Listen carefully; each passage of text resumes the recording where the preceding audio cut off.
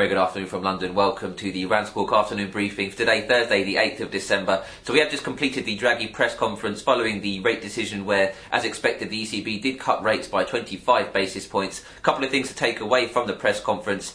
As expected, the LTROs for the banks in the Eurozone have been increased by the ECB in terms of maturity up to 36 months. Elsewhere, the ECB have also noted that they have eased their collateral requirements for open market operations from AAA rated debt back down to A-rated debt.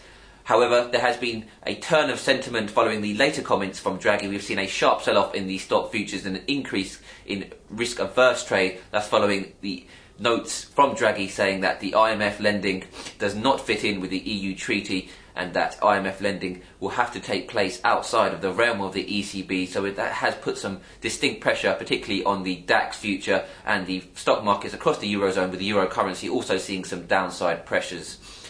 Looking elsewhere, there was the Bank of England rate decision. As expected, rates were kept, as was the asset purchase facility, so pretty much a non-event there.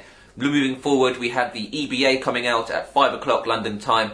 As expected, we've also already seen the French banks on the wires noting that they need €7 billion worth of recapitalisation. However, this does not need to come from the state and is less than the EBA estimates in October of €8.8 billion.